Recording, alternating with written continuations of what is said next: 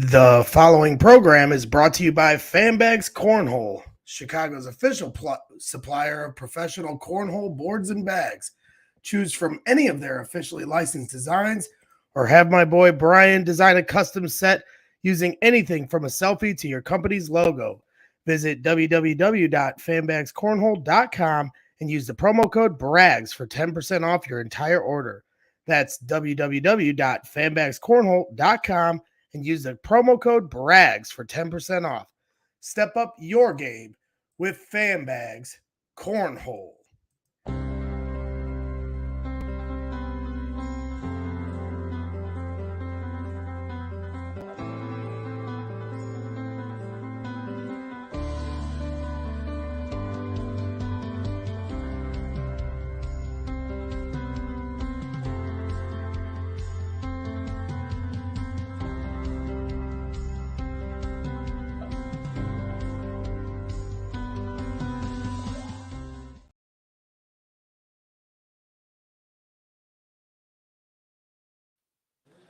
This is Ethan Morton from Purdue Men's Basketball, and you're watching Boilers in the Stands.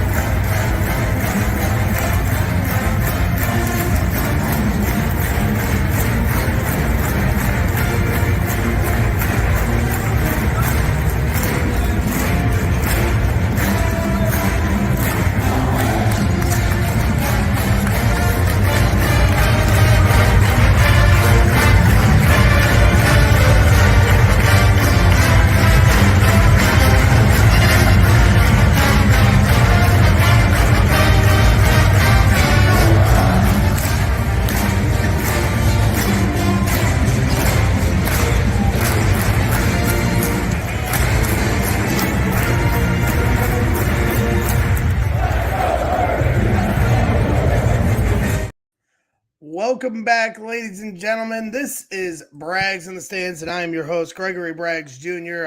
Another tough loss here tonight that we're going to go over. I just think after now losing 3 of 4, there's some observations that we're going to obviously dive into tonight. One being, I think season fatigue is certainly setting in for these guys. Fletcher Lawyer is starting to disappear here lately, as of late. Call it a slump or a mini slump or whatever you want to say, but certainly hasn't been the Fletcher Lawyer we've known all season long. Zach Edey, same thing. He's trying his best to finish this off to win National Player of the Year. And right now, he, as good as he is and he still contributes, he's not the dominant force that we saw even just a couple weeks ago against Michigan State. And I just think overall the entire team looks fatigued. And they're also fatigued from the officiating. I am not somebody that's going to keep coming on these post-game shows and talk about the damn officials. But at the same time, it's impossible not to when you consider in the first half of this game, they didn't call one foul on Maryland in the first 15 minutes of the game. And then the second half, they didn't call a foul on Maryland in the first 8 minutes of the second half. That's 23 minutes of no calls against the Maryland Terrapins, a team that was full court pressing the Purdue Boilermakers for the entirety of the game, playing a physical brand of basketball. You saw the frustration come out with Mason Gillis getting the tee. Zach Edey yelled as loud as I've heard him yell at any official all season long on an and one that should have been called that wasn't. Matt Painter continues to have dialogue with the refs.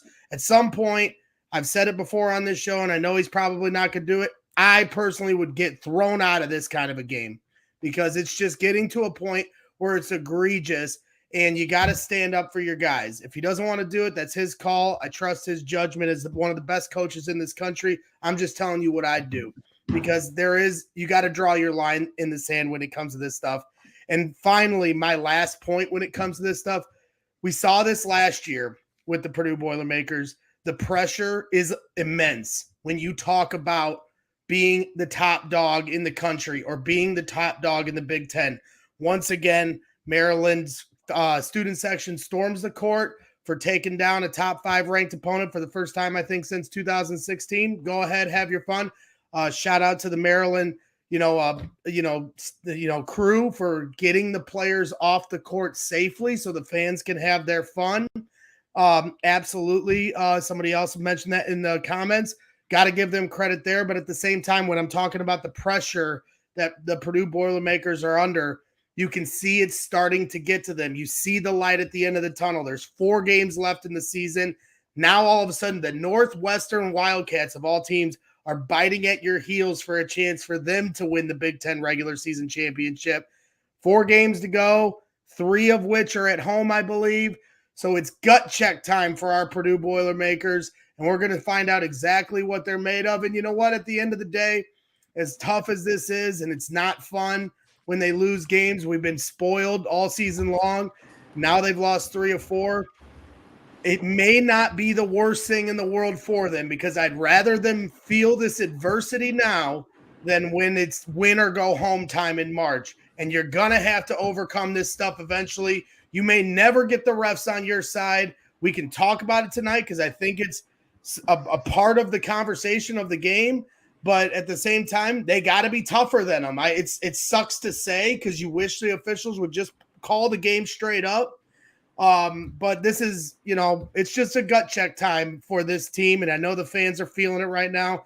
Kraig, your instant reactions, because I'm certainly I'm starting to get nervous now because I just really want this team to close the door and win the Big Ten championship for the regular season. And I don't know if they're going to be able to finish the job here. And it's starting to worry me now.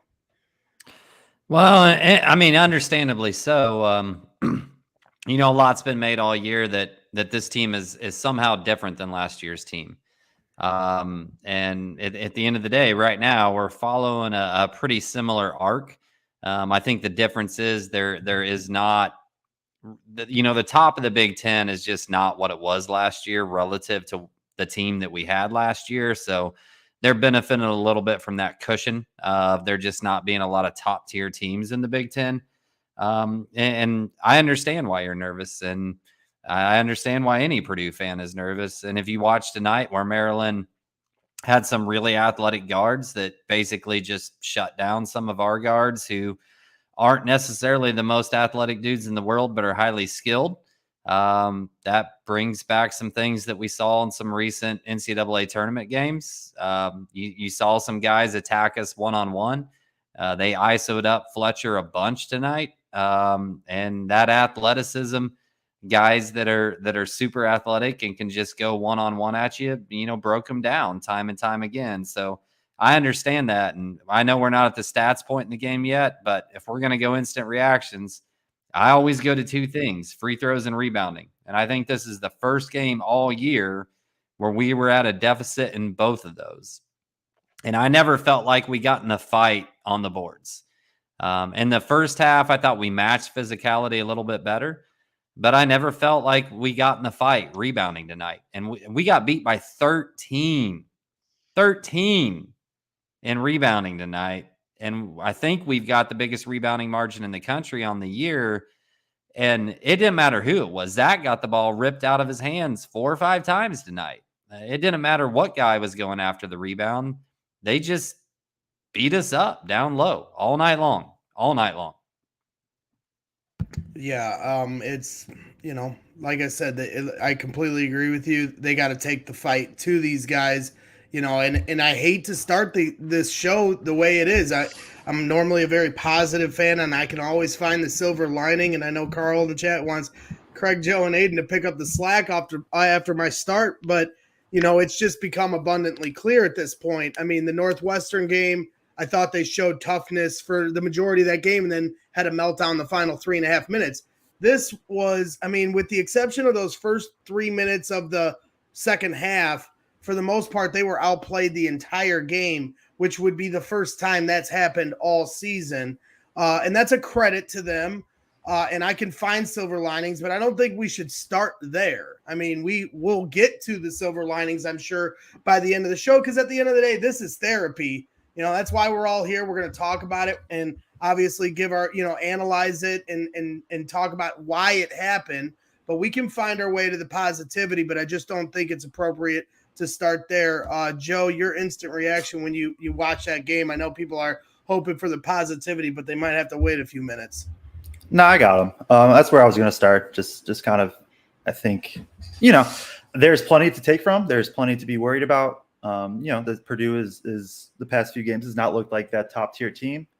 And maybe, so this may be where I'm just wrong about the Big Ten. I think 7 losses gets at least a share, in my opinion, still of the Big Ten title. I don't see Northwestern. I see Northwestern losing at least 2. Everybody with 6 losses losing at least 1. I wouldn't be shocked if 7 losses wins it outright still. So there, I think from that point, and then there's plenty that obviously there's a ton that went wrong. I'm going to go with a little bit of, and I guess it hurts because this is where I think the Northwestern game was big. Getting that win would have been big. And I think this loss was one that more people expected. And it wouldn't have been as big of a deal. I'm going to go a little bit with just like, me and Aidan have said it all years. Every team just gets absolutely punched once. It's just one game a year that you just lose. And hopefully that was just that for the Purdue. Obviously, there's still a lot to take away. So I'm not, trying to be full on positive type stuff. There's going to be plenty of negatives and things to get into, but I'll bring a little bit of positivity there. Well, I'm sure some guys, in the chat appreciate it because it's not easy as fans. We wear our heart on our sleeves for this team. And, as I said, I think the one thing I can take away from this is, and I said this after the Northwestern game, and it only continues to ring true, is I just feel like maybe, as nice as it would have been to clinch the Big Ten championship today or on Sunday, which it was like gearing that way. If you had looked at the schedule before the IU game and before they had lost 3 or 4, you're like, man, they could have this whole thing wrapped up before, the last 4 games of the year. And that would have been great, but would that really have tested them? Would that have been what they needed to become a great team in March? And maybe that's just me being rational, using the rationalization of some poor performance here the last few games. But at the same time, sometimes you do learn more from losses than you do wins, even though the losses for us as fans and them as players and coaches isn't as fun. But maybe they'll learn some more from these things and some soul searching and something will come from this. Aidan, your instant reactions for the game and women are, you know what I said. Obviously pretty frustrating. I don't know. I thought they played a pretty good first half, all things considered. To be up at the break, I thought Braden was really good. And then, that second half, I think the Gillis technical, they were outscored by 20 points the rest of the way, 37-17 after the Gillis technical. And I think that kind of represented what this game was, which was really a boiling point for our Boilermakers, where they just, I think, let themselves, at least for a period there, get caught up in the officiating. It became about, yelling at the officials and I get it. Like, I totally get it. We're doing the same thing as fans. But we said after that Northwestern game, like if the players start to have this mentality that everyone's out to get them and that they're not going to play through it, like that's going to become a problem. And I thought that became a problem a little bit today. They were beat up in the first half with very little to show for it in terms of calls. The second half, things start spiraling out of control. They start yelling at the refs. Gillis obviously with the T there, and then it just goes nuts. I mean, there was that 8-0 run in a minute to kickstart the massive run there, and I think that was where the game turned. I think the DC traffic filled in a little bit. I think there is something to that early game, and the DC traffic got there, and it was considerably louder in the second half. than it was in the first half, and our guys kind of just got overwhelmed. And Joe said it, like a lot of teams have this kind of a game happen on the road. None of Purdue's losses are really bad losses, but yeah, there's cause for concern. This team is not able to grasp control of the tempo of a game in the same way that it has been earlier in the year, and it's not able to implement its winning formula that Kraig always talks about, which is free throw rate and rebounds. Yeah. And for whatever it's worth, Greg, your whole like a technical can be a good thing. The last 2 nights has been tested, weighed, and measured, and it's complete bullshit. Yeah. Well, and Mike's asking the same thing, and that's fine. We can take me to task on it because that was my take after the Northwestern game. Like at some point, my point was Matt Painter, as the leader of this team, needed to stick up for his players. And at the end of the day, I still stand by it. You can say it did lose them the game tonight because it was ill-timed. When Mason Gillis had it, it was, I think, a 37-32 lead. He gets the tech, 2 free throws, and they get a bucket right after that. And that helped aid the 8-0 run that then sprung them the lead and then turned into a 26-2 or 26-4 run. And by then, your head's spinning and they're down 16. What I was suggesting is probably not in the balance of the game, but at the end of the day, I don't care where it comes. But I always said, like, Zach Edey yelled at the official. He could have got a tech at one point. He yelled and won at the refs, and it was loud enough to where you could really tell it on TV. They could have easily called the technical foul on Zach Edey right there. They didn't, A, probably because they knew he was right, and B, had they called that technical on Zach Edey, would any person here, including you, Kraig, or Icy Mike, or Bobby Riddell, would any of you have had a problem if Zach Edey had gotten teed up? Because I know I wouldn't. If it was late, like I don't care where it is. Zach Edey deserves it, and it shouldn't be the player that has to do it. Matt Painter, I love Matt Painter, but I have talked about this last year with Kraig. We talked about this because during the St. Peter's game, I felt the exact same way during that game. Somebody tweeted at me during today's game, why is Matt just letting them fall, die in the vines? And I love Matt Painter, but you can say I'm wrong, and I think Matt Painter is the best coach in the country, but I can still be critical of one thing with him, and to me, when everything's going awry, to me there needs to be a little more emotion at times, not Brad Underwood or Tom Izzo, but stick up for your guys, and to me, a guy that doesn't yell at the refs as much as those two coaches, it has more weight. You can flip a game on its head and get the refs to wake up to an extent. I don't care, get thrown out of the game. And if you end up losing, so be it.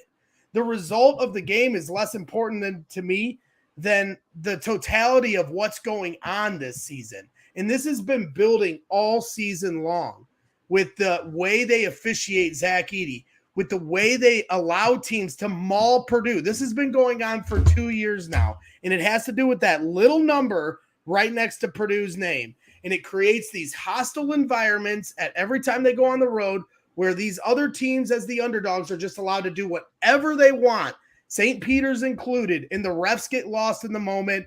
One way to wake these guys up and shock these refs into their thing, Matt Painter, who never yells at the refs, needs to get in their ass one time. That's just how I feel. And it can be wrong. It can be meathead. And I know Matt disagrees with me, but I would do it. I would freaking lose my mind and get thrown out of the game. And I wouldn't care about what happens as far as the results of the game. I'm just curious. Look, I'm not disagreeing or agreeing, Braggs. I'm curious. Obviously, you're not quite Matt Painter, Aidan. But, you do have some experience as a coach, kind of like, what do you think that line is? Even at the high school level, from what you've seen of really, really working refs, but also like trying not to cost your team at some point. Yeah, I mean, like I said, I'm a head coach at the freshman level, so I have had a year where I had to deal with refs. Some would say it's a step up, or a little bit harder, actually. Than what Painter's doing, yeah. I don't know. I really don't know what the answer is. I understand, Greg, your point. Like, I get it. But I also wonder if that's going to even change anything.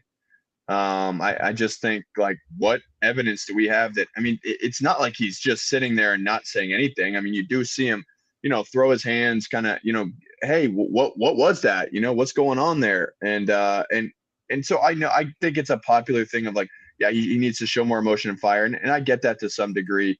But I just think it's hard, man. Like, I don't know what you do. I mean, it's really, that first half was pretty unbelievable. I mean, he addressed it in his media, comments, which I know not everyone gets to see, but at least in the standpoint of, oh yeah, stand up for my team, let my team hear it. They heard that, what he said about the hook and hold and the arm lock and all that stuff. And I think it's just mostly, I agree with him that it's just egregious with Edey. Like, a lot of the players on our team, Matt said it himself. He said that, nobody really has a huge argument with the refs other than Edey. And it's just unbelievable. I mean, both and ones tonight, both of those makes in the first half easily should have been and one. He's getting bumped off his spot at every turn. He's getting grabbed. He's getting pushed. He can't get offensive rebounds. Now, Kraig, I understand your point about him not getting in the fight, but it is pretty ridiculous. I don't know what I would do. I know that nothing we say is going to change Matt's stance on it. He believes that asking questions with the officials and trying to get on their good side is going to ultimately benefit his team more than just simply yelling at them. That's his stance on it. I don't think it'll change. I understand that people want it to. Many people want it to, maybe even, but I don't think it will change. That was kind of the approach I took, and I didn't seem to get any calls either. So maybe it is the wrong approach. But what about so Greg, you talked about, going into these away games where we're ranked number 1, 2, 3 in the country, and teams kind of get away with stuff in their home house and it's their Super Bowl, that type of stuff. Right. I mean, but what do you say about Kansas, Duke, Gonzaga, Kentucky? I mean, those programs got to do it all the time. Like at some point we have to overcome and understand that those things are going to happen and play through it too. I said that after the Northwestern game. At the end of the day, this game isn't for the weak. And that was a quote by Matt Painter in the huddle directed at Isaac Haas, because he had enough of how he wasn't getting the calls.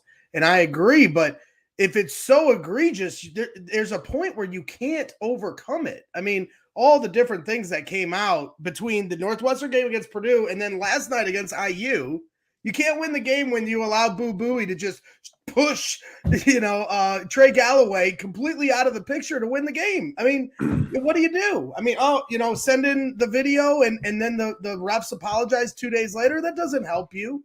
There's nothing you can do. So you know what I'd do? I'd yell at the refs right then and there, because they just cost us a chance at winning a Big Ten championship if I'm an Indiana Hoosier fan. It's like, and I get Aiden's point. I don't know if the yelling's going to change anything because they're just inept. I watched the Tennessee-Alabama game last night, and the thing that stuck out to me was there was like 112 calls in that game that should have been called. It was as physical as it came, ridiculous, sloppy, rock fight basketball. And I was like, I didn't realize at the time when I made the tweet, I go, well, I guess it's not just the Big Ten. And then somebody pointed out to me, 2 of those refs were Big Ten officials, one of which is our favorite ref. What's his name that covers Green. The spread every time? Who?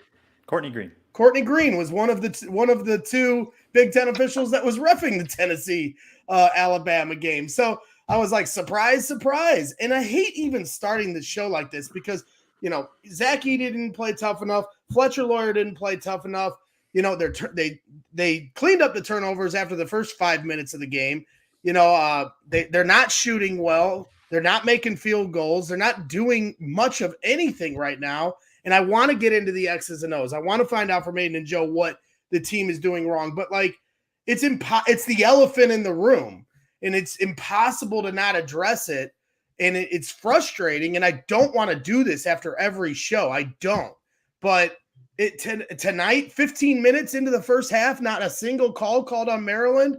That's insane. Even Fletcher Lawyer was like laughing at the ref at one point. He goes, "What happened?" And the guy had an answer to him, and he goes, I can't remember exactly. That's a joke or whatever he said to him. Zach Edey, who never yells at the ref, is screaming at the refs. Mason Gillis, who's obviously a little more fiery, gets a T. Matt Painter, you can see him yelling every time down, trying to defend Zach Edey, but maybe he needs to go a little further with it. I don't know, but we'll move off of it. We'll get into, our stats of the game here and start to get into the nuts and bolts of this game. Joe, why don't you go ahead and read through these because this is a little wider of a graphic, and my old man eyes can't read them as well as you probably can. Yeah, And I'm so it did fucking that, hot but- right now that I can't even see straight. I'm so pissed off from this game. Yeah, no, I got you. Oh, that was my bad. I had my laptop zoomed out when I No, took the screenshot, but yeah, we'll go through them. 68-54 win over for Maryland, obviously. Key ones, as kind of mentioned before, 23 rebounds to 35 for Maryland. Maryland had 10 offensive compared to 3 for Purdue, which just is not a normal thing. Purdue only 7 turnovers. They had 5 in the first 10, 12 minutes and really did a good job after that. Only 44% from the field, 2 of 13 from 3, which I think is quietly the thing that's probably talked about or isn't talked about that should be talked about more out of this recent stretch. 20 of 37 from 2, so a little over 50%.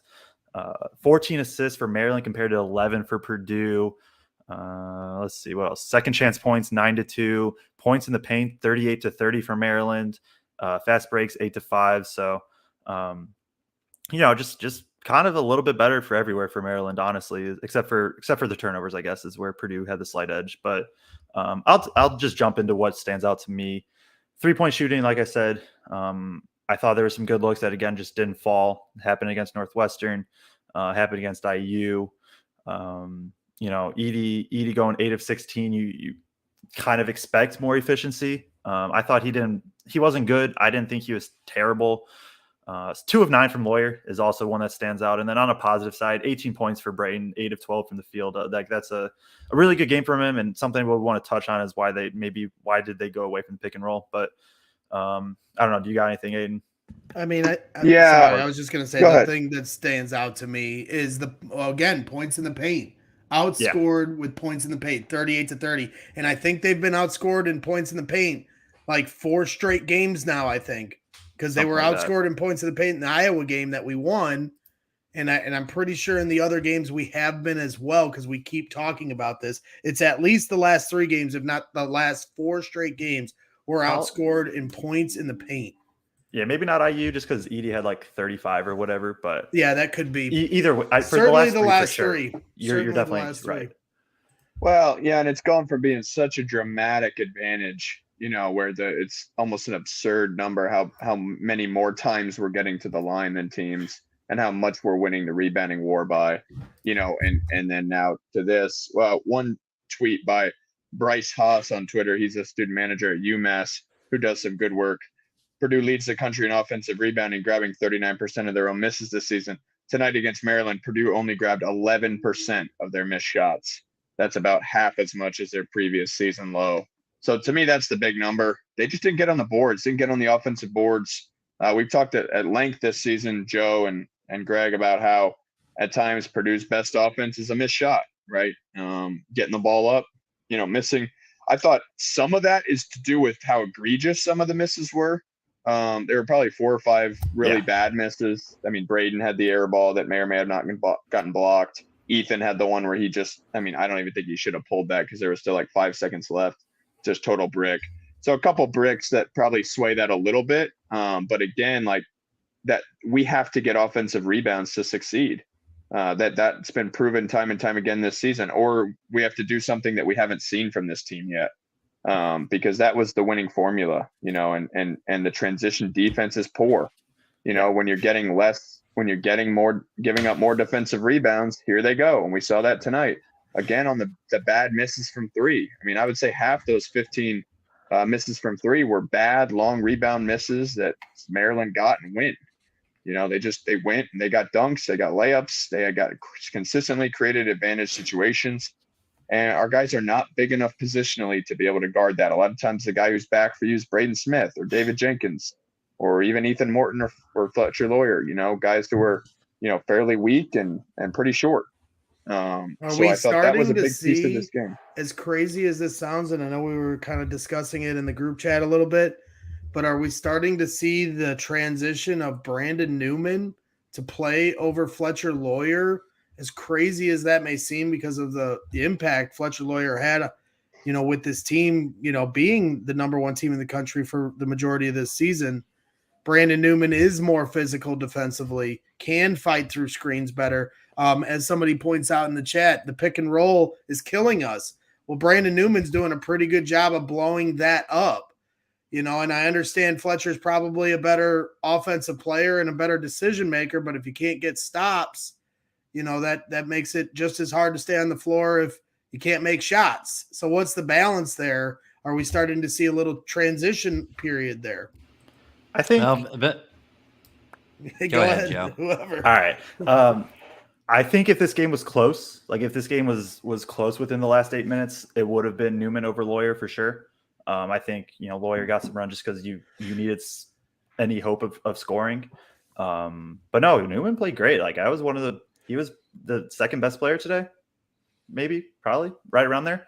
And that's, as there is a lot of negatives to take from this game, that is another like legit positive is the past 2 games, especially Newman's starting to round into form. And as Lawyer is kind of, I don't know if he's hit a freshman wall. I think it's more just, there's just way more physicality on him now.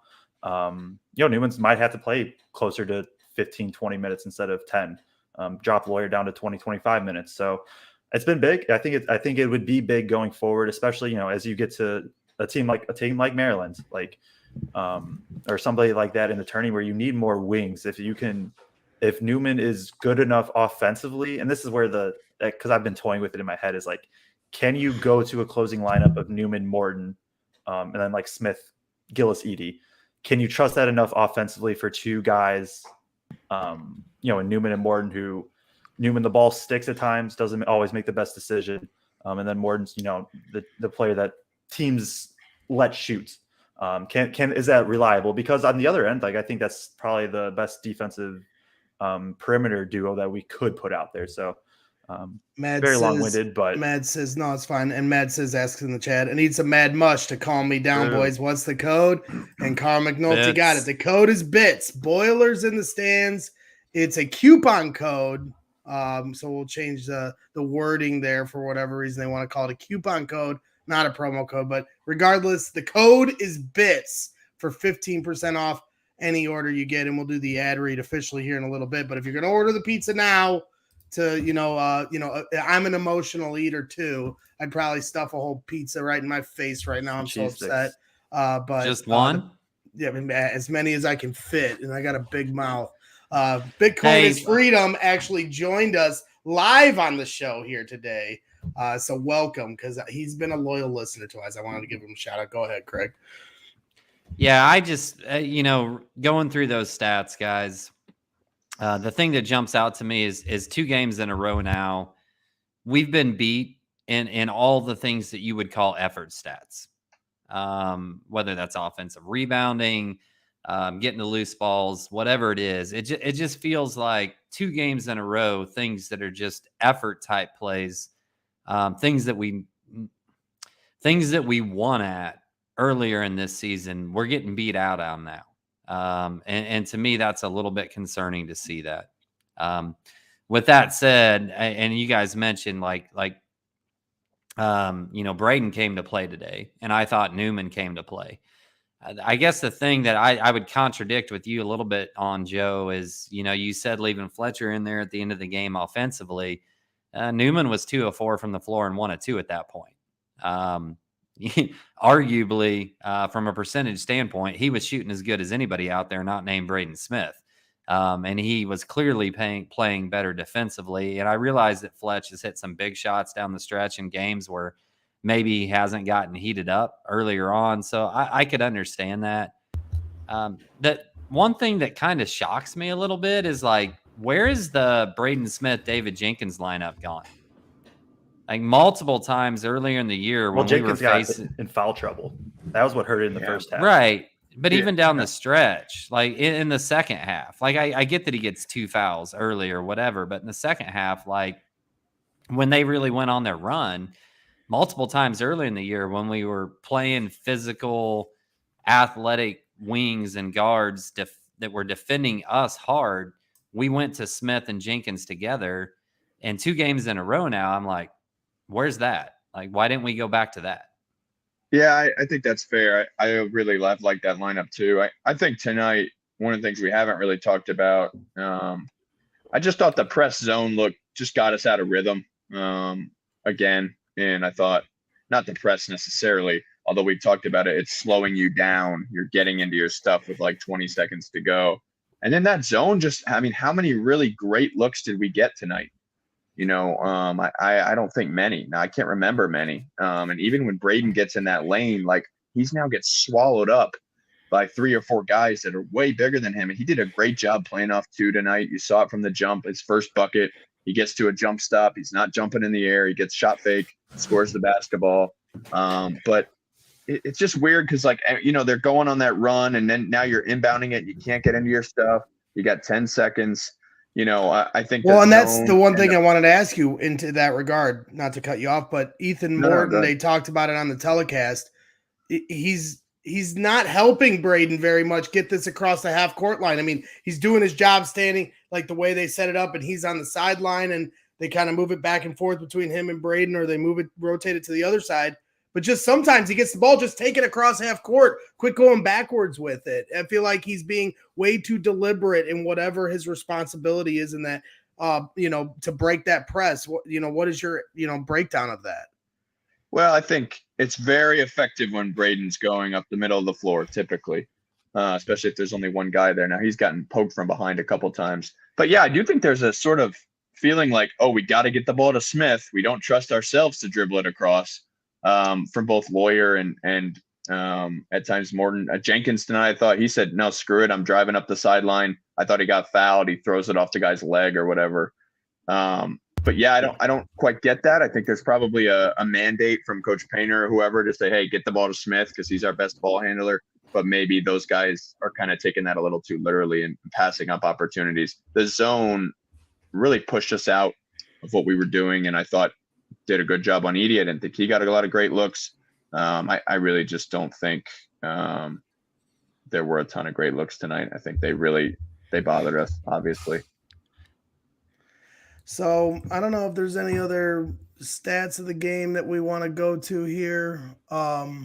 Maryland was 5-11 from 3. Purdue was 2 of 13. I didn't quite click before that Maryland was shot 45% from 3. It's the ball, Joe. Volume, it's the ball. Yeah.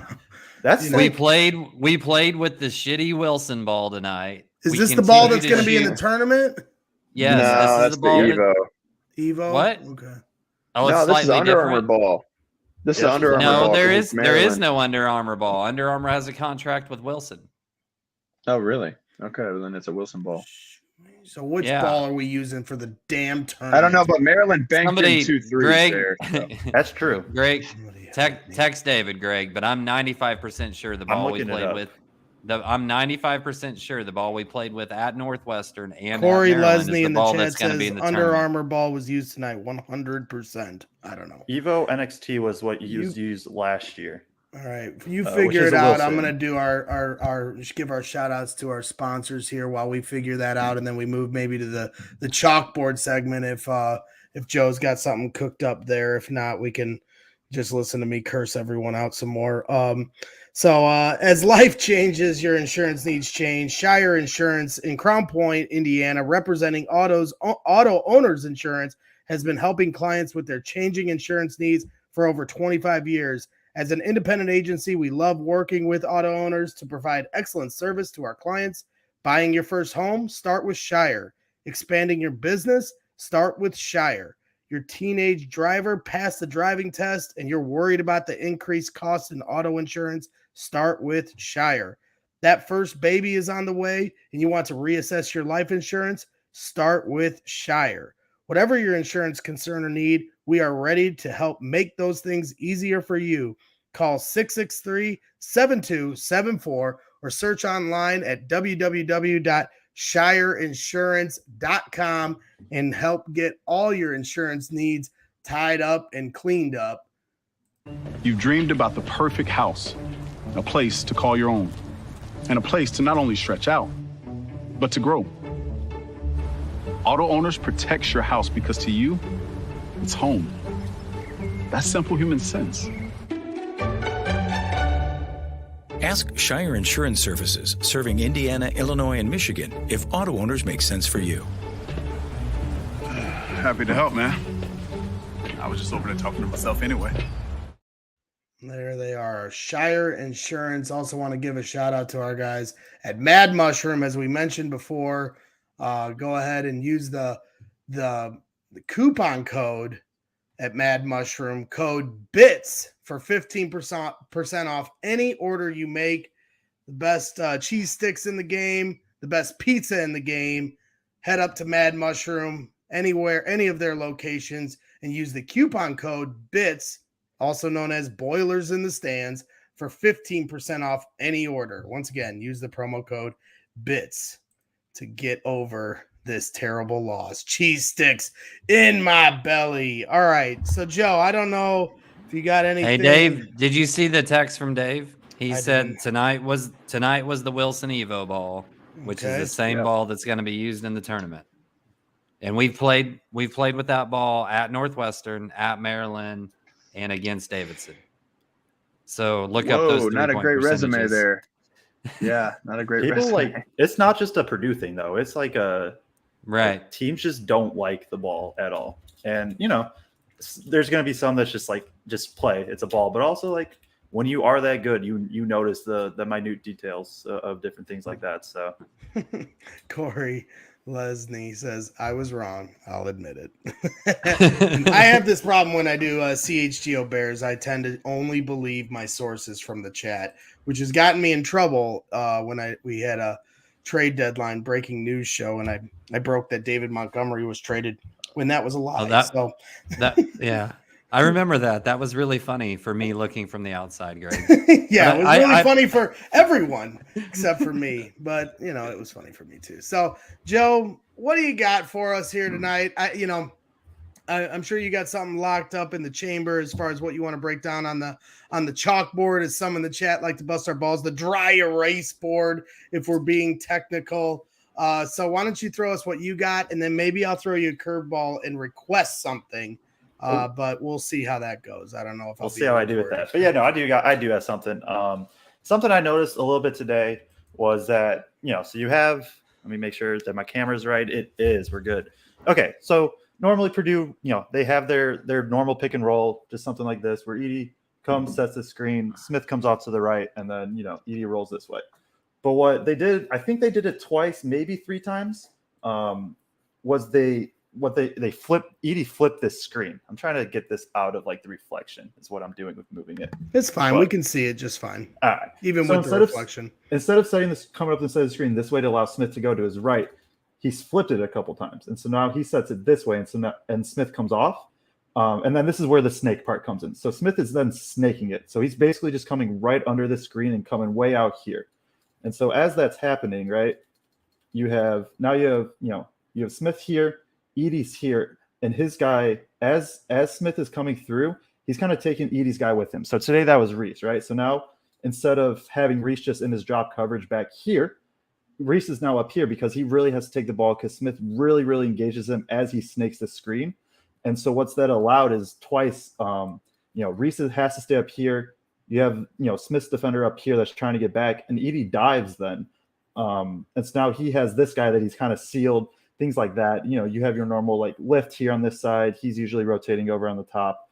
So you can't fully tag from here and here. It makes it a little bit tougher, but it was just something little that I thought that they did that really just gave him a different look of, instead of just having Smith go straight down, he snakes it, draws Edie's defender up, and now Edie really can roll. And I think it's something that they probably start going to a little bit more. I was shocked that they didn't do it more today, to be honest. I think it's something you do a little bit more when teams are like hedging against the pick and roll or things like that, or just really trying to be aggressive and take Edie out on the roll, because it makes it a lot tougher. And you still have Smith going to his right is the thing, right? He's not going left. He's still getting to the right and really engaging that big. And I think that's just going to be something big going forward. But I don't know. Did you see anything like that? Yeah, no, I guess what I want to know is, because I agree with whoever mentioned it in the chat earlier that I like we're getting picked apart on the pick and roll. And I get Painter's not going to go to his zone. So tell me what the hell we do to stop this, because we're getting eaten alive, and it's part of the reason why teams have been getting so many points in the paint here lately. It's almost as if Indiana might have unlocked something with the Trey Galloway looks that they were doing. And I don't know. You explain it to me. Yeah. I am at a loss. Aidan can too. Yeah, I'll jump in here. I think tonight wasn't necessarily as much pick and roll. I think Northwestern and Indiana beat us with the Chicago action. Which is essentially talked about at length, sort of. Which is pick and roll essentially. Tonight, I think there was Maryland went to a pistol look a lot of the time, some would call it 21, which really got our guards to switch onto Jameer Young. And that is basically just a right wing or left wing. You pitch the ball ahead in transition and then they hand it back off. And sometimes there's a ball screen that comes up with that. But because of that, we ended up getting Fletcher Lawyer or Braden Smith switched onto Jameer Young. And that was when he ate. He took Fletch into that low. I mean, he took Fletch out to the woodshed, and just bullied him. Got him into the lane, got 2 feet. I mean, a lot of those points in the paint, I don't know, I have an exact number, obviously. Feels like a lot of them were Jameer Young generating paint touches just by bullying either Smith or Lawyer. Smith held up better, honestly, than Lawyer for sure. He went at he's Lawyer. Just a little more. Yeah, he went at Lawyer. Anytime he saw Lawyer, get out. We got the switch we want. Let's bully him.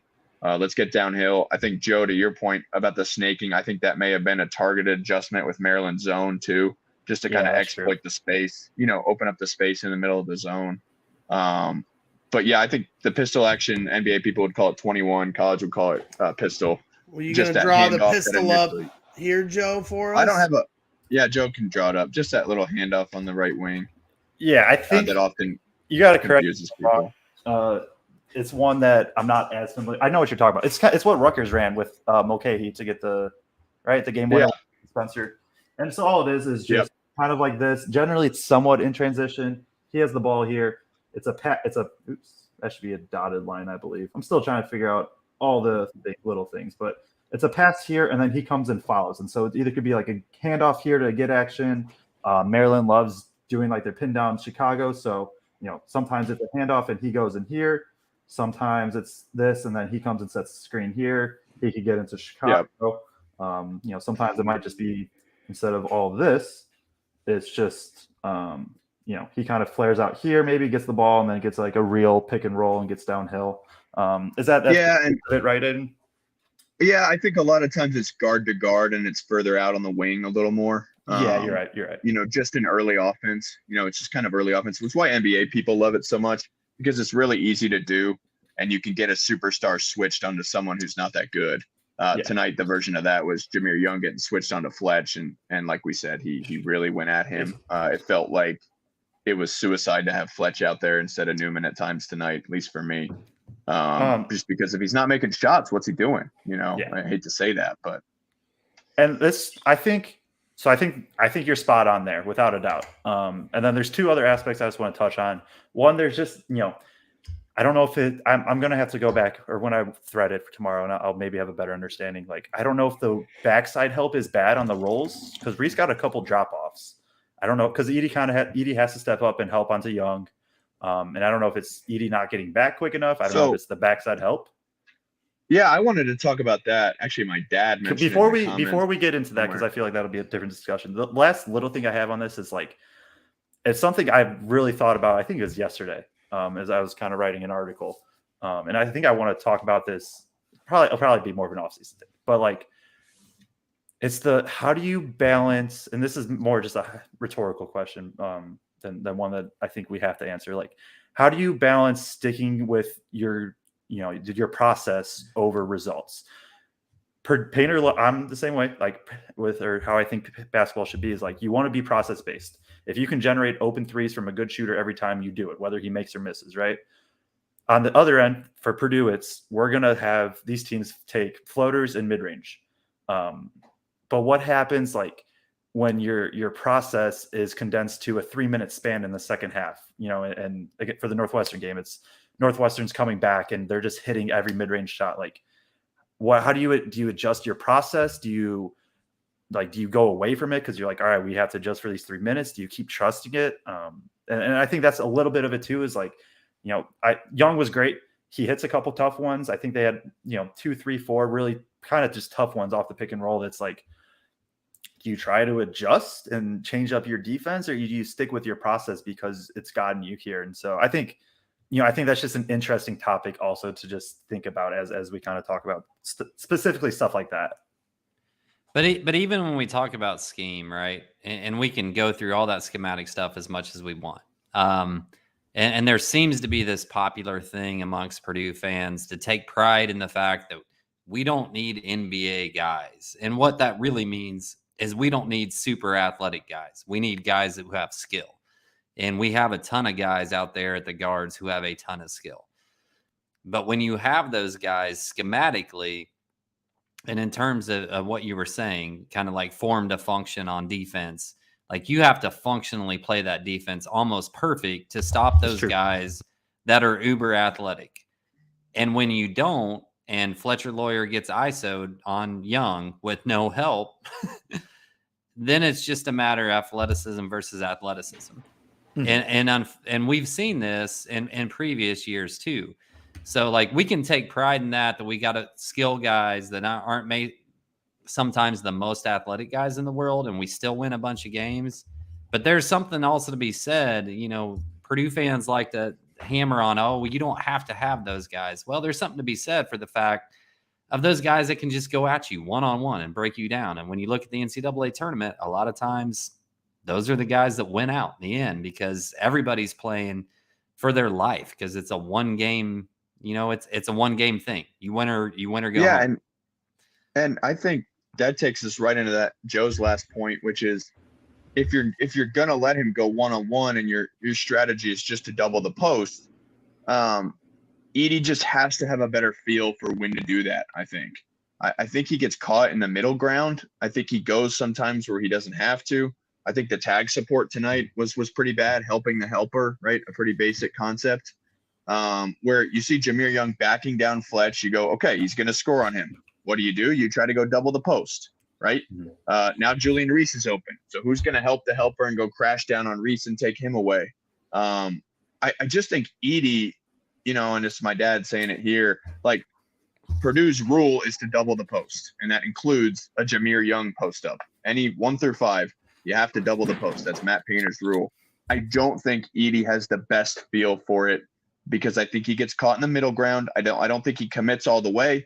And sometimes I think he commits when he doesn't have to. I think there were times tonight where I wasn't necessarily worried about somebody scoring. For example, Young backing down Newman one possession. Here comes Edey, and all of a sudden Reese is open for a dump down.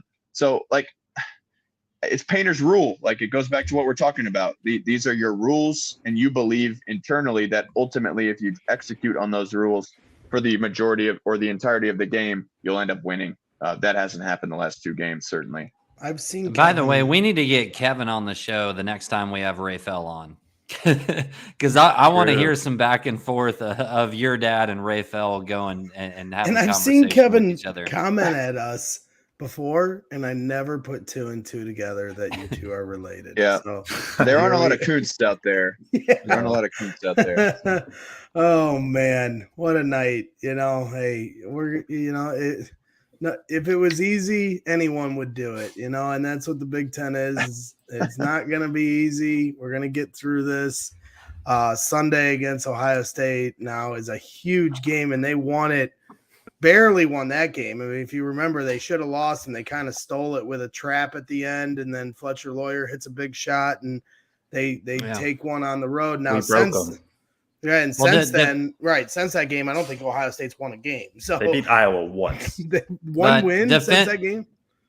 They can expose us a little bit in the same way in terms of their guards coming at us defensively. They have some of the same abilities.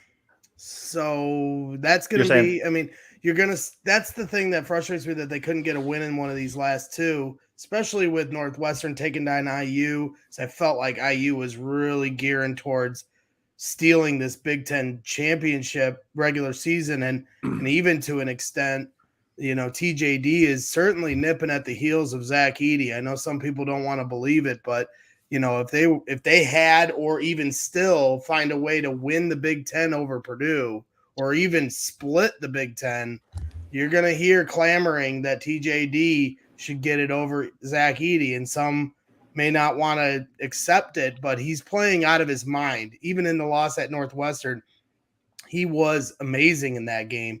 So almost a triple-double. Yeah, so this nervous energy that we're feeling from Purdue lately, since the IU game, losing 3 of 4 now, you're going to feel that on Sunday at Mackey unless they can have a hot shooting day, which I certainly hope they do. We can go through some of the individuals. I don't know if any of you guys have anybody that you want to, really focus in on, but we can, kind of sift through a few of these here if we'd like. I mean, I don't know where we want to start. We could talk Braden Smith or Zach Edey first, yeah. But I honestly, in a loss, Aidan, I kind of want to start with Caleb first.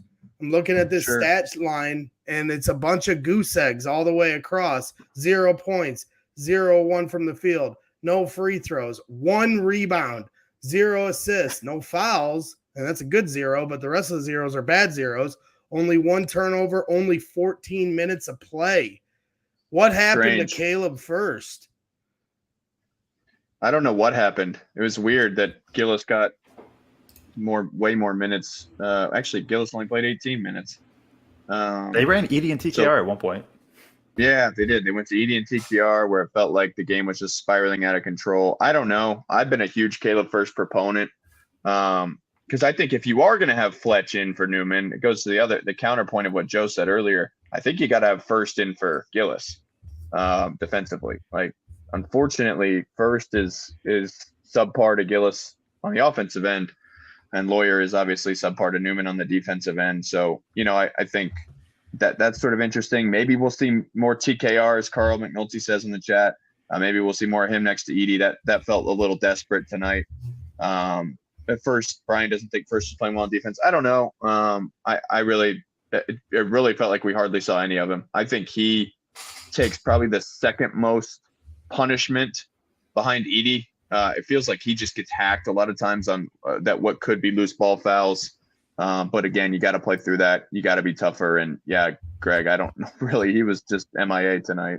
Yeah, I mean, we're missing this guy here that, it was kind of what is the foundation of this team, where just relentless is the word. He just, he's always attacking, always moving, just I need Caleb First back because he's a big part of what they do. And when he's not active, it puts a lot of pressure on Zach Edey to clean up the glass, and he needs Caleb First in there. I mean, that's why when Brandon Newman's in there, he helps with some of the rebounding too. He gets in the fight. They all need to get in the fight, but to see that stat line from Caleb First certainly stuck out to me. So, let's go back to the stats of, some of these individual players and go through this. Wherever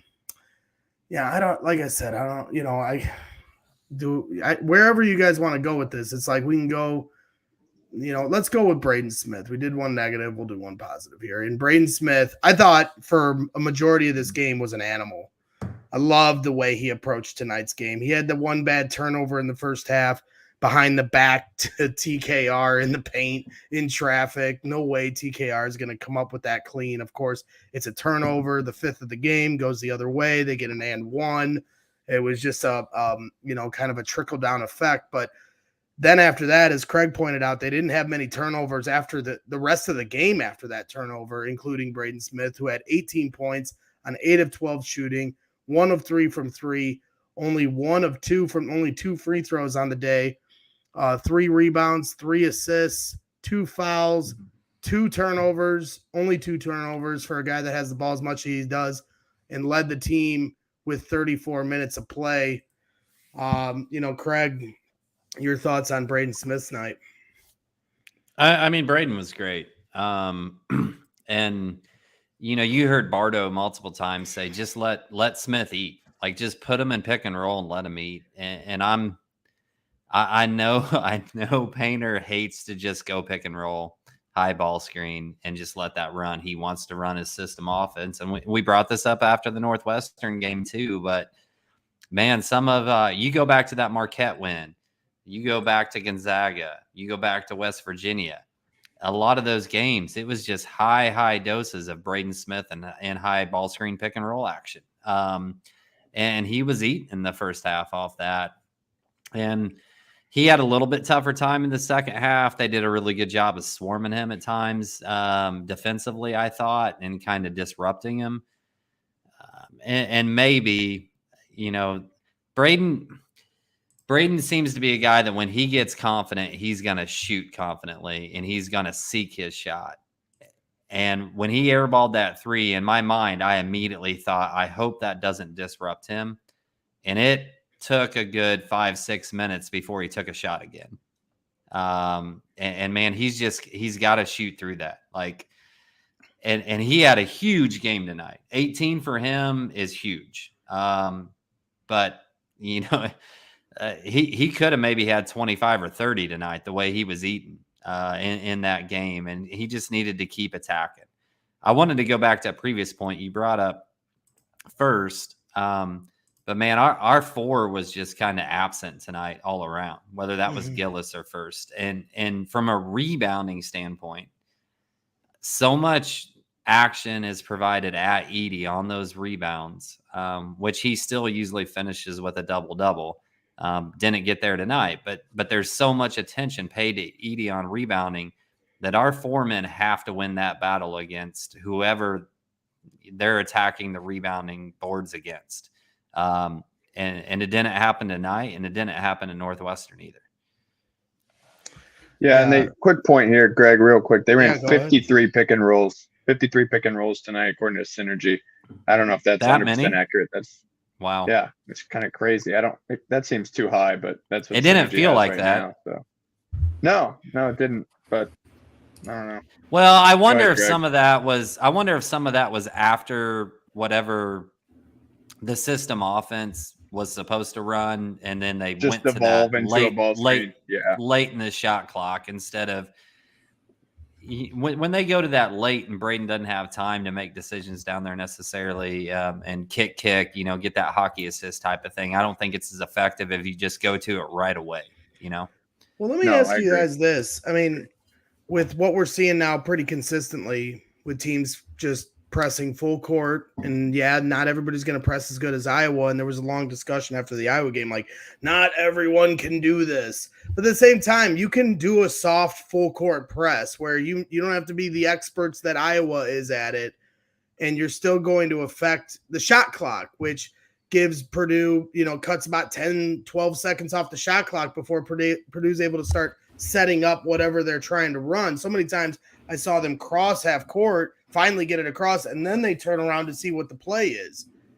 And I know this might play right into the opponent's hand, but at some point, maybe Purdue just needs to start going and playing faster instead of, because I don't know, is it playing into their hand by then trying to set it up with 18 seconds on the shot clock and only getting your one option, whether it's Braden to the rim with 2 seconds on the shot clock or Zach Edey? Because the problem is if it takes forever to get it into Zach Edey and there's 6 seconds on the shot clock, it makes it that much easier to double him because he has to get it up.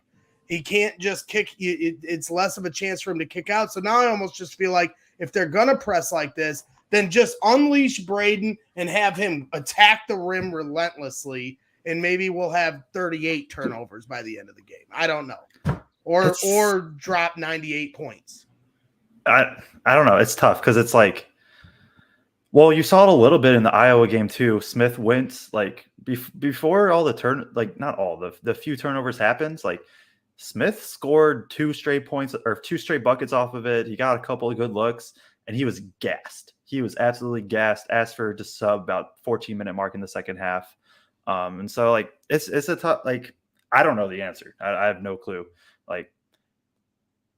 It's a system that you got to get set up, and it's not like you can really just go super fast against the press always. One, just energy. Two, unless you don't care about turnovers, I guess you're just increasing the risk there. But then that's even if you get it across, Maryland's cool with it because now 10 seconds are off, like you said, Braggs, and so I don't know. It's an interesting give and take that I don't have the answer to, and I'm glad I don't truly have to figure it out. It's because you don't get into the beauty of Matt Painter's offensive system if you don't get the full 26 seconds to run the offense.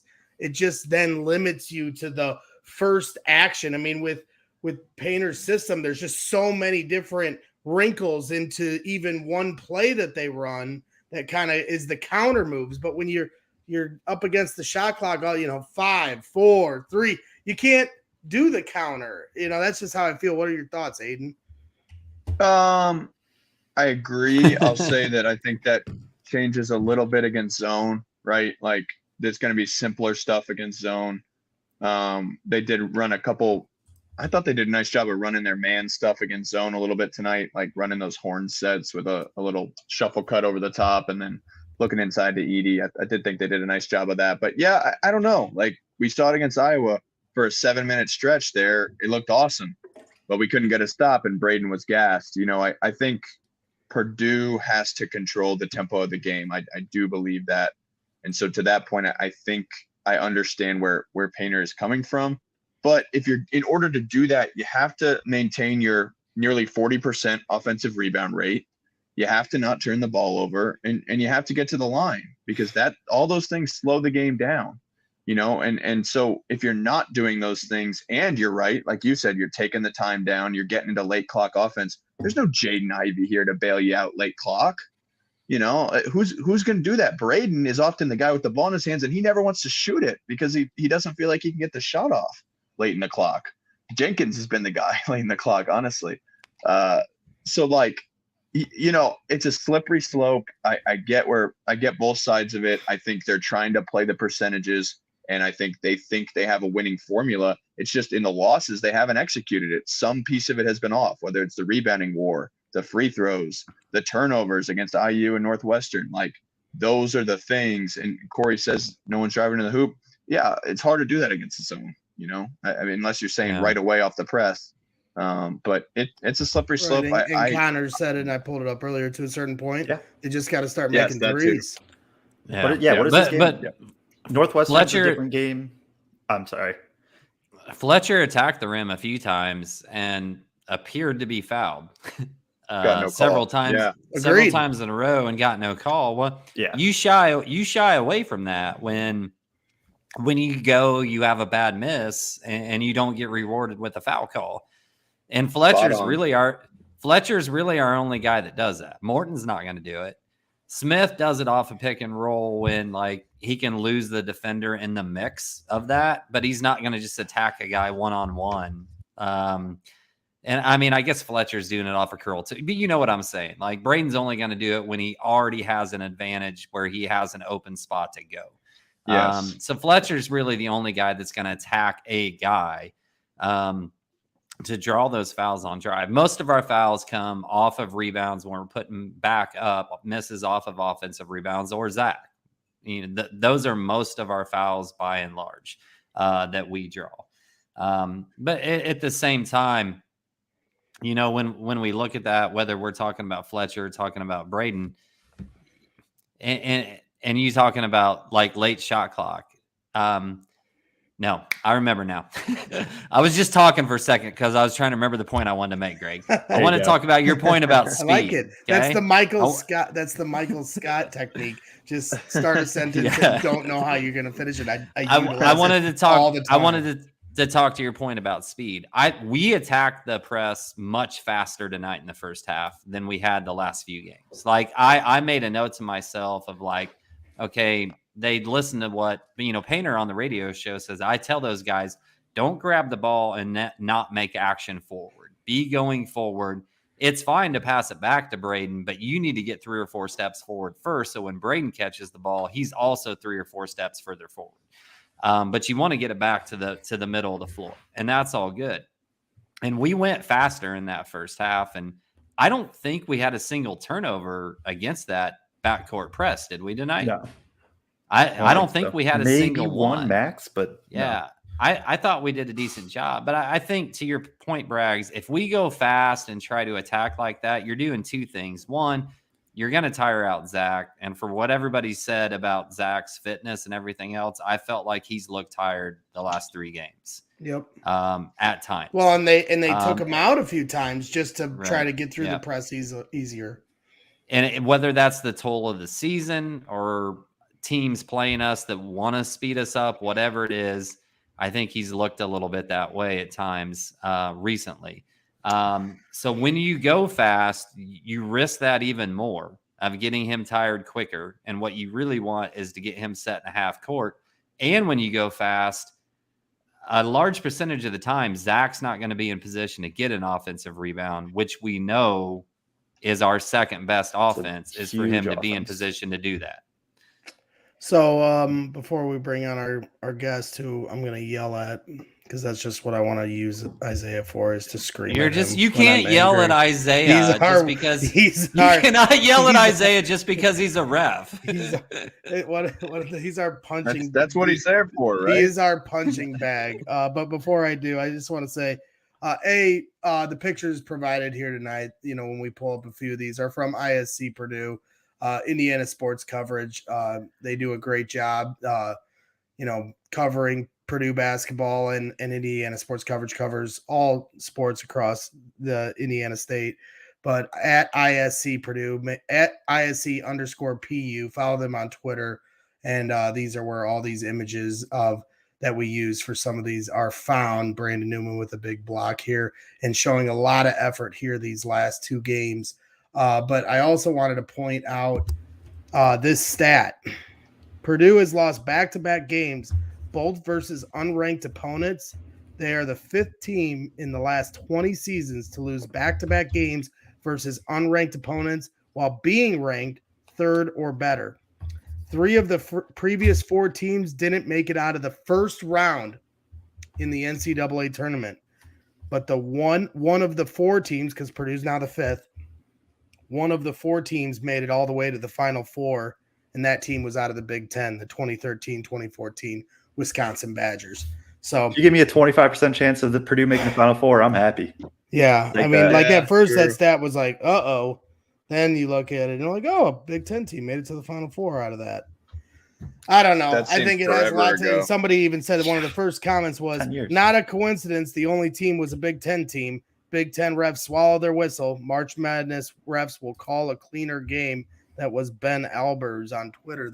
Let's hope so. That made that comment. So. Let's hope so indeed. And that's why we're going to bring on our official correspondent for, officiating these games. And that's our guy, Isaiah, who is becoming a must follow for all of Purdue, Twitter, basketball, college basketball Twitter, because you're not just seeing it with Purdue fans. Indiana fans have been irate since their loss last night to Northwestern and the push off of Boo Buie.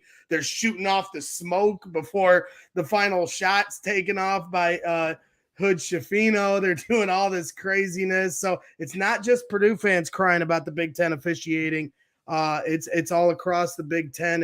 And Isaiah's has tapped into who's officiating these games and the what and the why as anybody, and he's just a great follow, so I suggest everybody to do so. Isaiah, how are you? Why is this happening to me? It's tough, right? It's really tough to watch some of these games, and it's I want to look at this objectively too, like you said, that it's not just Purdue fans that are getting upset with this. Some of these games are just starting to become like unwatchable products, and it's frustrating. I said before the game, when I put the names of the crew out, these are good officials. All 3 of the officials that work tonight, these are some of the best. I mean, Ayers and Sermons especially, there's very, very good chance that both of them will be in the Final Four this year. This goes beyond who you're putting out on the court. It's just a Big Ten issue in general, the style of games that are being played. And I don't know where it goes, if it's the conference wants it this way, if it's just, you have these guys, some of them have been on and off in the Big Ten. Some of them have been brought in new by Terry Weimer this year.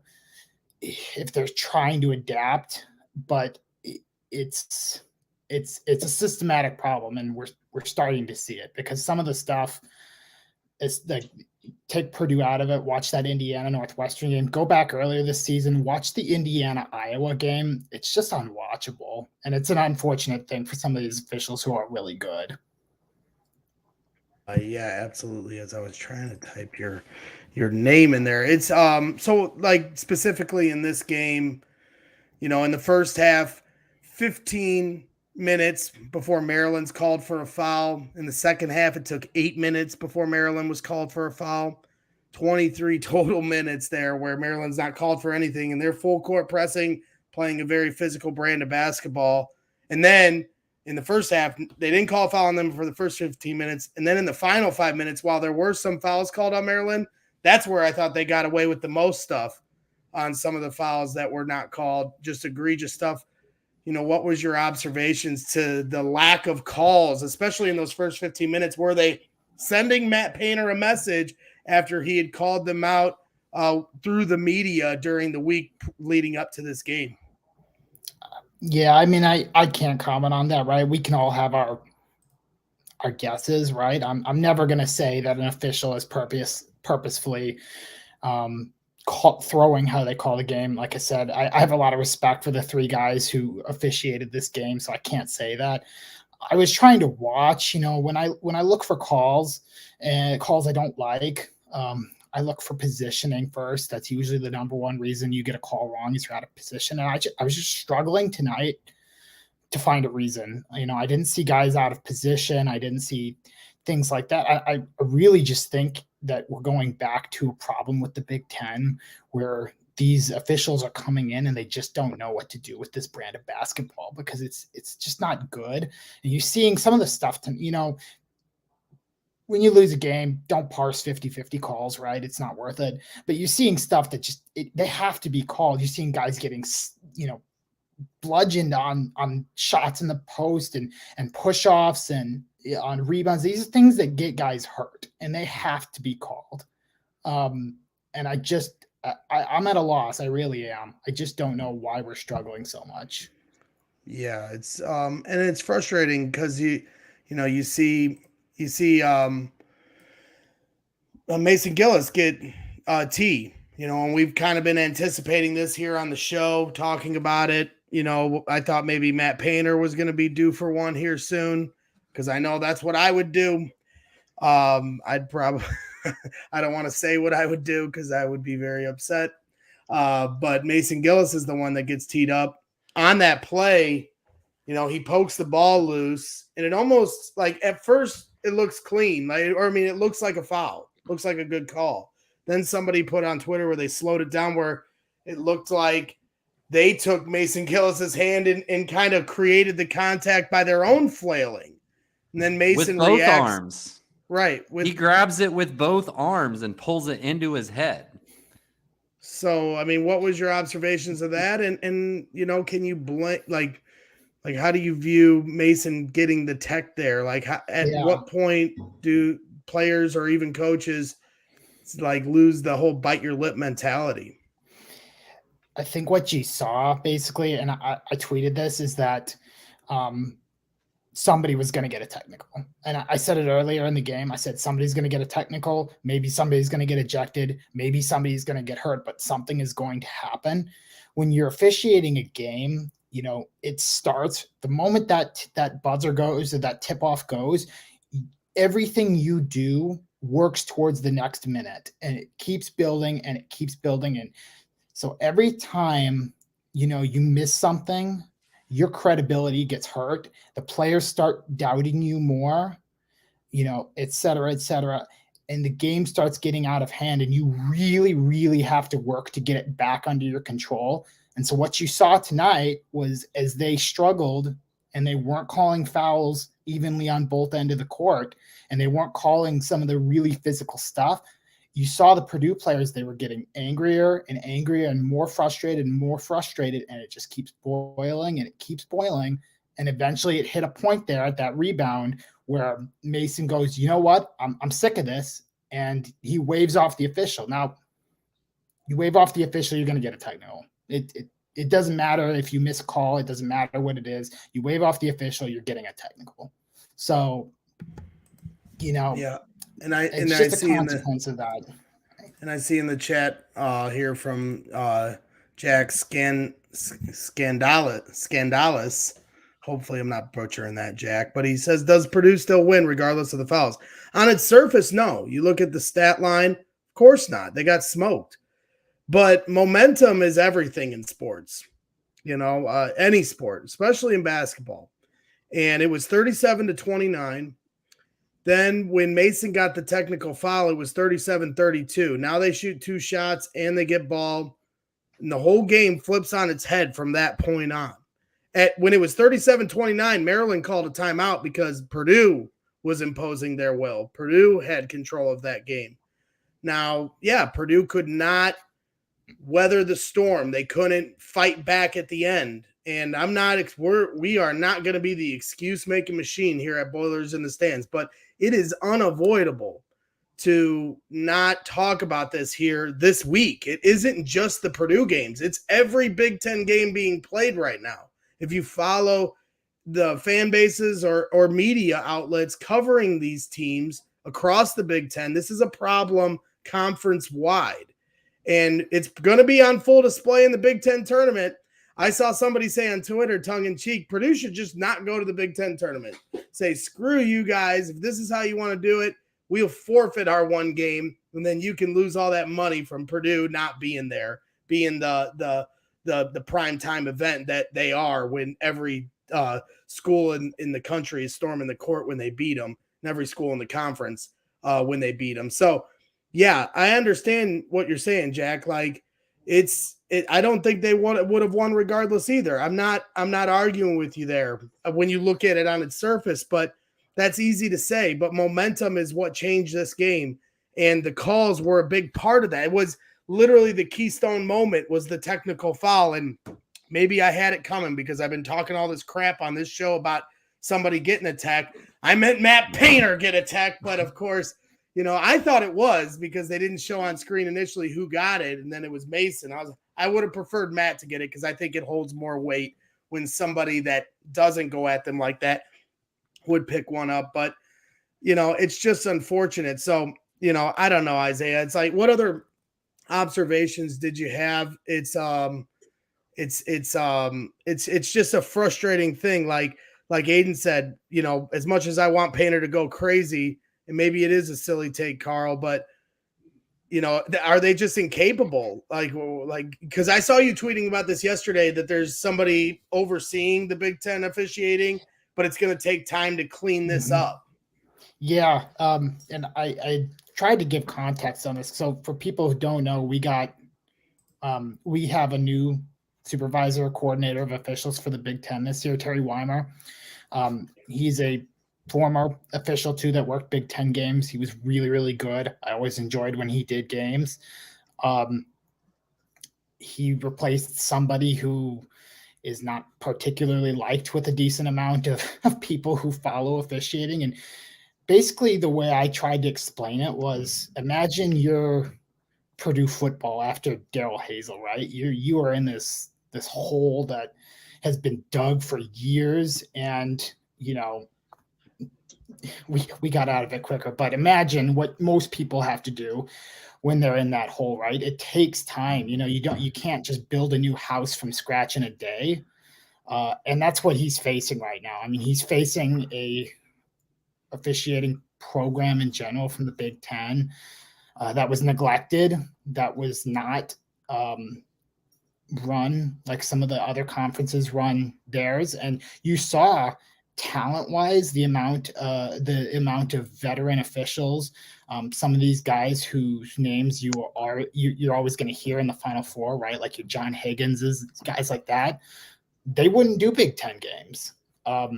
And so now we're starting to see them come back into the conference, but you've built up this bad will with the players, with the coaches. You've built this brand of basketball that's just not fun to watch. And it's going to take time to get the better officials into the conference and get them up to speed and to get this back on track. I really think it's going to get there. I have so much respect for Terry Weimer. I think he's going to do it, but it's not going to be fun while we work to Well, get there. I see Mike just teed me up. So now I got one. Carl's agreeing with it, or maybe I got 2 texts and now I've been thrown out of this. I don't know. I'll stop suggesting people get texts because apparently that was a big, it was a big part of the game and a big momentum switch. But man, would I just love to see Painter go crazy. I mean, because Zach Edey at one point when he yelled and won and he didn't get the call, he easily could have got called for it. And I don't think there's a single person on earth that would have blamed him if he had finally lost his composure and gotten a technical foul call. I know I've heard in our chat, somebody drifted over to the field of 68 for a minute, and they spent a large majority of the time talking about how Zach Edey isn't getting calls. So at least some of the national pundits are starting to acknowledge it. I saw somebody come at me on Twitter, an Illinois fan, saying, well, Kofi Coburn never got the call, so Zach Edey shouldn't either. And I'm like, well, I just feel like they have 2 totally different styles of play. Zach Edey plays above his defenders, and Kofi Coburn tried to play through his defenders a lot of the time. And Edey has done such a great job of being straight up and not fouling on both ends of the court and not losing his composure and all that stuff. So, and I think that's a big reason why he has a chance to win National Player of the Year. Kraig, I don't. I see you were texting me about something, but I'm not following you. You got something? Yeah. So Isaiah, a little bit earlier, you're like, they can't call all of them. It would be unenjoyable to watch. Michael Hogg, who also is an official. Michael, I love you to death. Putting here, do you realize how fast games would be over if they called a foul on every play like should be called? But I take exception to this because, I know not all college basketball fans are also NBA fans. But the NBA has done a good job of calling fouls that are fouls and making that game a free-flowing game. I know the 3-point line is further out. I know they have a faster shot clock, all that type of stuff. But part of what they do, they don't allow defenders to stop freedom of movement with players in general. And we get away with it all the time in college. And there's a part of me that's like, if you make it a point for 15, 20 games at the beginning of a season, it's like teams are going to figure out they have to play a different way. And at some point, damn it, earlier on Twitter today, somebody said, what rule would you change in college? I want to change any of them. Just call the damn rules that are there. Just enforce the rules that are there so that players have freedom of movement and that players get clean shots and aren't getting hacked on the arm all the time. And it's not just Purdue. Like Braggs was saying, if you watch the IU Northwestern game, you'd have been just as irate as an IU fan as Purdue when Purdue played Northwestern. It's a Big Ten problem all the way around. So thoughts, Isaiah? Yeah, I mean, I'm totally with you. We go back to like Illinois fans mentioning Kofi. Yeah, different style, same general problem. They didn't know how to officiate him, and I don't think they made enough of an adjustment. And you talk about like the point of emphasis, right? Your freedom of movements and stuff. One of the issues that we see, in my opinion, is that we start the season with these point of emphasis. We say we're gonna enforce the cylinder rule. When was the last time we saw the cylinder rule enforced? It feels like lip service at this point. And I think we need to get back to the basics, right? You talk about how you look at a high school game, right? You call the obvious and you stay off the marginal. That is the key to a successful high school basketball game. Call the obvious, stay off the marginal. And I think that when we start adding some of these things, cylinder rule, hook and hold, all of this kind of stuff, you're just giving these guys so much stuff that they don't need to be thinking about. And I just think that we're getting away from what the game is. And the whole idea of a foul, right? We are penalizing a player who has violated the rules and given themselves an unfair advantage. Zach Edey is tall. His height is not an unfair advantage. It is a natural advantage. And if you can't beat him because of his height, then you're not the better team. And it's not fair to punish him because of that. And I feel like we're losing that. Right. And somebody in the comments just said, I disagree because the NBA calls way more touch fouls. It's because those touch fouls are fouls. We're preconditioned watching college basketball to think those aren't fouls. Those fouls are fouls. You can't put your arm out and stop a player's movement in the friggin' basketball game. That's not basketball. We're preconditioned to accept that in college basketball. Yeah. And I saw somebody, we talked about it earlier, Scott Hickner put Bama at Tennessee was bad last night too. Yeah. As what I said earlier, two of the officials are Big Ten officials that were officiating that game for whatever. I didn't realize that our Big Ten officials go outside of the conference. Isaiah is always so locked in for who's officiating the games, and I don't pay attention to that as much. And now it's starting to become something that like we all have to know before the game, because Courtney Green was one of the officials at the Bama at Tennessee game, and like Purdue fans with this whole against the spread thing with Courtney Green are like paranoid every game that Courtney Green is going to be calling their games. The refs, you should never know the ref's name. They're like offensive linemen in football or a long snapper. I had Patrick Manley, a long-time long snapper of the Chicago Bears, played the most games in Chicago Bear history. He said, you should never know my name. If you know my name, I've done something wrong. And that's how it is with the refs. They should have a nameless job. Their job is to keep everything in order, call the game straight. Once you start learning who their names are, what's the ref's name that just retired last year with the fake account, Bo Borowski, or is that it? Borowski did retire. Bo Borowski, yeah. Like once you start becoming this, national sensation, it becomes a problem. You shouldn't be, someone we all know, because then it goes against the grain. And I just think, and Stephen Bardo said it tonight when Zach Edey finally got an off-ball call because the guy defending him in the post was shoving his knee completely up his ass and pushing him out of the paint. Bardo's like, well, I don't blame him. That's what he has to do. This dude's so big. And I don't blame the other team for defending aggressively as much as they can. If the refs aren't going to call it, then I'm going to play it like that. And the Green Bay Packers were notorious of this for years, where their secondary would just hold the piss out of anybody. And the theory is it's the same thing we're dealing with now. They're not going to call it every time down, so just do it every single time. They're not going to call holding in football every time, so just grab the receivers as much as you can and dare the officials to make a call. You saw it last night with the push-off with Boo Booey against Indiana. Make the official – they credited him on the call. They were like – Rafael Davis, I think, said in the postgame, he put the official in a spot where he had to make, whether or not he was going to make the call or not, and he didn't. Good for him. Like, you're battling the defense and also playing this game with the officiating because there's not enough consistency.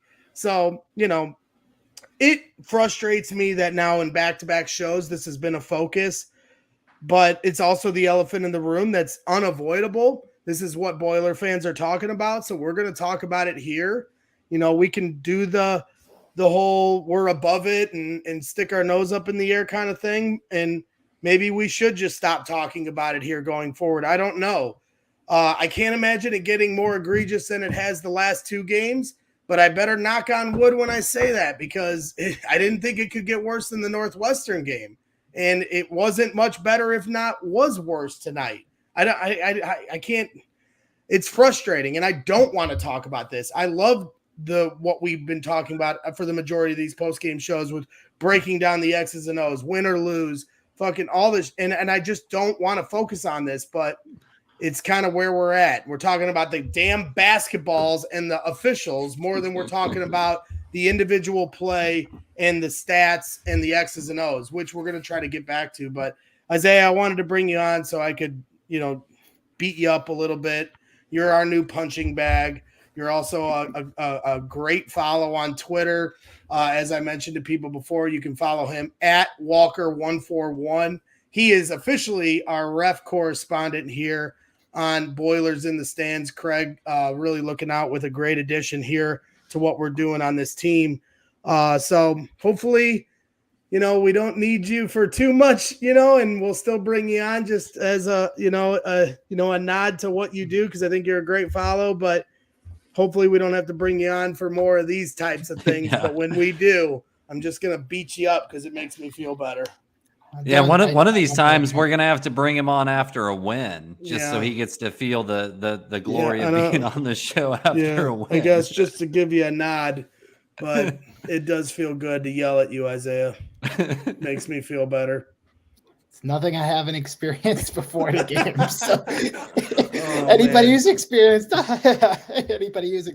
a parent or a crazy I know if I was sitting courtside for tonight's game in the first half when it was 6 fouls to 0, I would have been letting the refs know every single time they're coming past me 6-0. Yeah, I'm pissed off.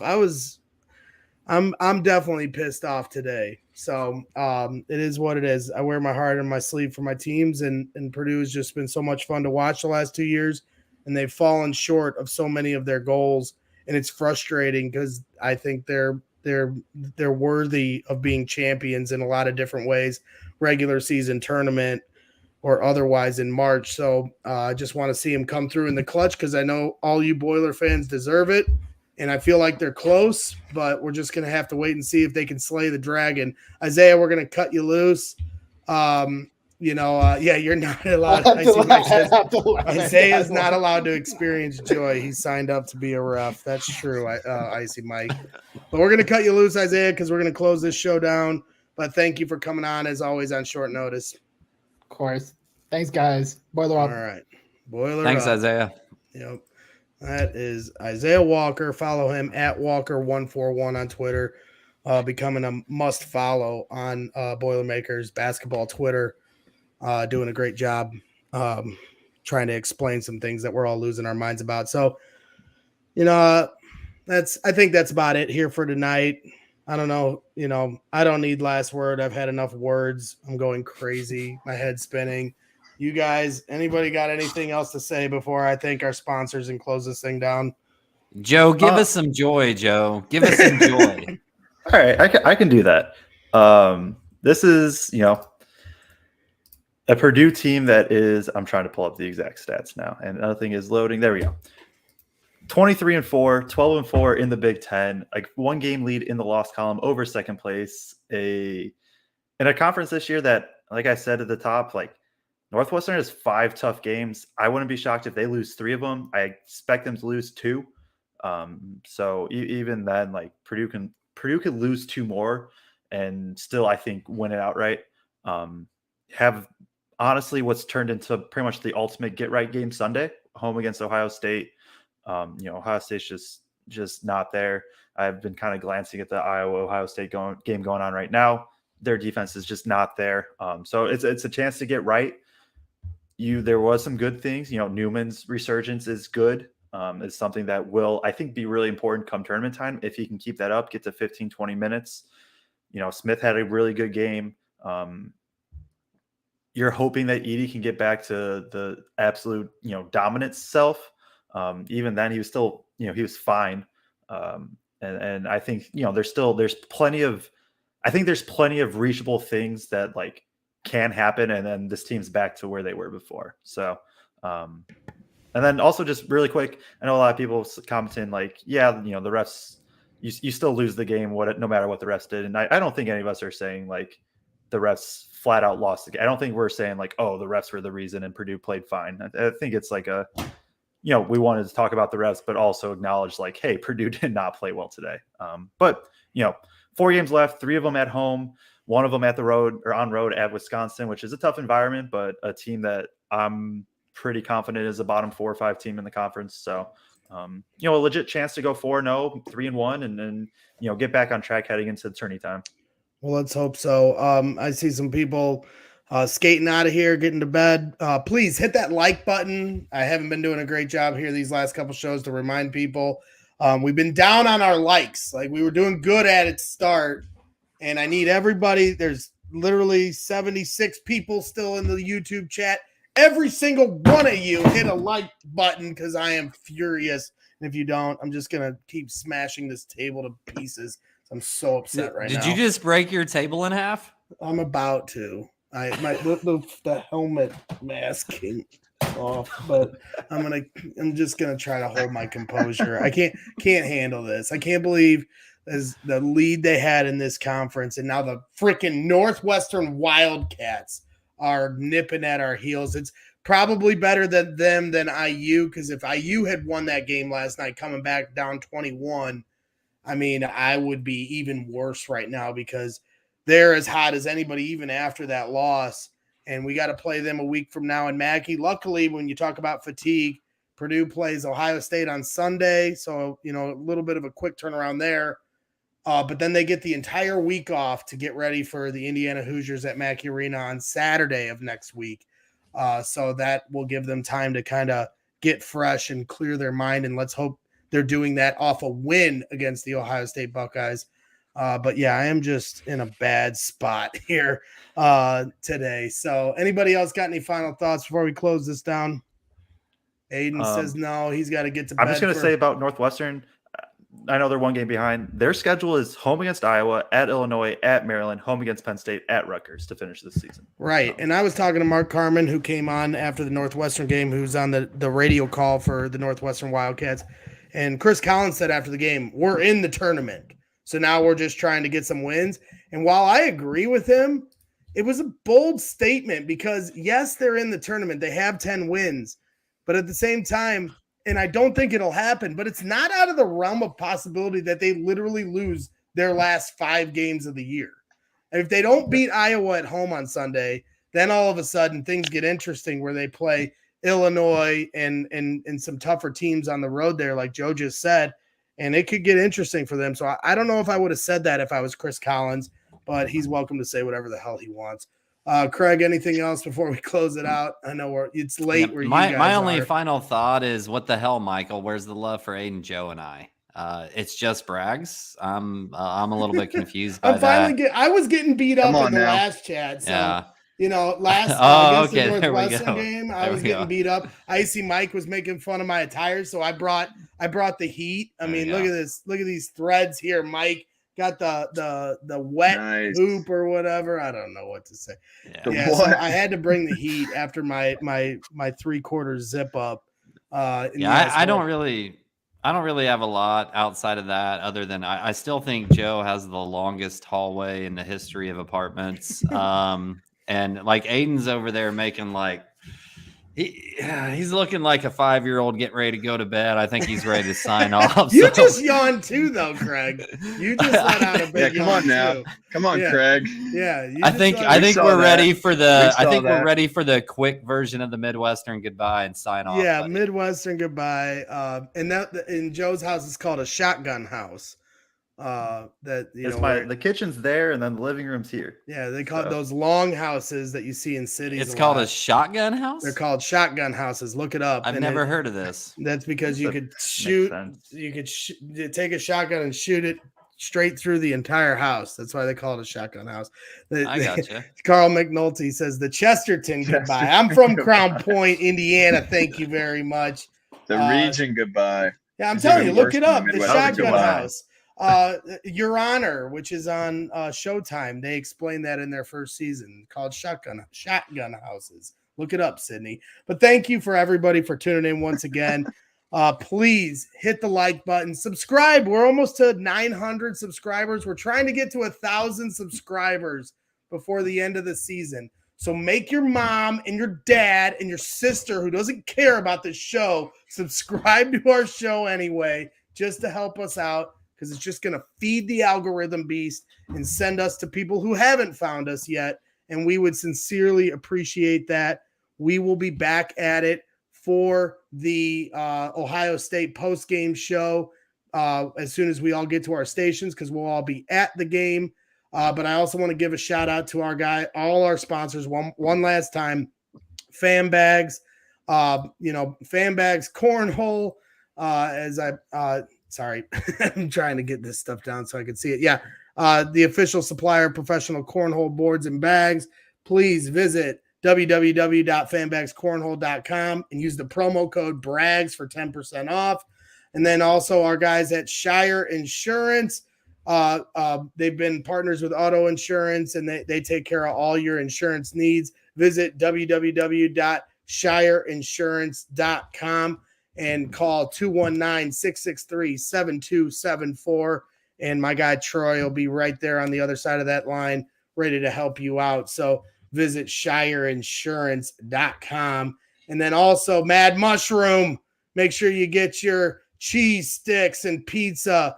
Use the coupon code BITS for 15% off any order. That's BITS for 15% off any order you make at Mad Mushroom Pizza. Want to shout out our guys Aidan Kunst and Joe Jackson, as always, with their Feed the Post podcast. Make sure you're following what they do as well all day long.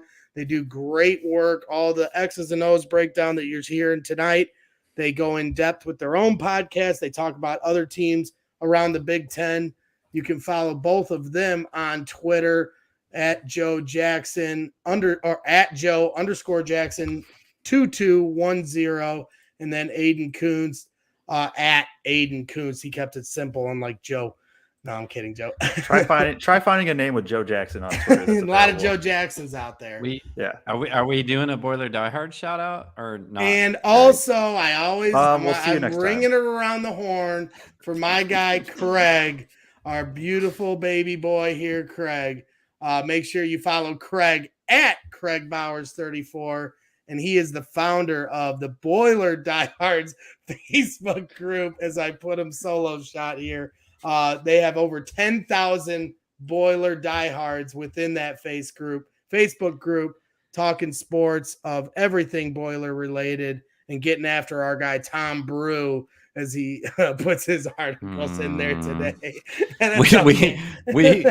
we had to restrict some of Tommy Boy's approvals after tonight because he got a little saucy in there. But yeah. We need some more members because I kicked like 300 assholes out tonight. So see, and that's how they hold it down there at Boiler Diehards. It's a private group, so it's Boiler fans only, and they all keep it respectful for the most part. And when they don't, they got some good administrators in there holding everything down. So there's all my shout outs. You heard everything from me tonight. You don't need to hear anything else. All you need to know is it's gut check time for Purdue. Time to do some soul searching if you're the Purdue Boilermakers. Get back on track here Sunday afternoon against the Ohio State Buckeyes. And until then, we'll be ready to cover it all as soon as that game ends. And I have a lot of faith that Matt Painter and this team is going to get back to the grindstone and get in the right spot. So that being said, have a good night, everybody. And always, Boiler down. Boiler up, boiler up, hammer down. Joe's gonna have to delete that before he puts it on freaking Apple. This is my problem because this is where honestly where it comes from. I do a Bears podcast. I do a goddamn Bears podcast where I say bear down. God, I am gonna break something. I say that is so bad. Podcast on the goddamn Bears podcast. I say bear down, then you have hammer down and boiler up and bear up and boiler down, and then our friends with habitual boiler got the beer up, boiler up, beer down. I'm getting fucking so frustrated. Dude, I am screen recording this before you can delete it. Boiler. This was just a treat for anybody that stayed all the way through. Retweet that tomorrow. Retweet that clip tomorrow when it comes out on social media. Boiler up.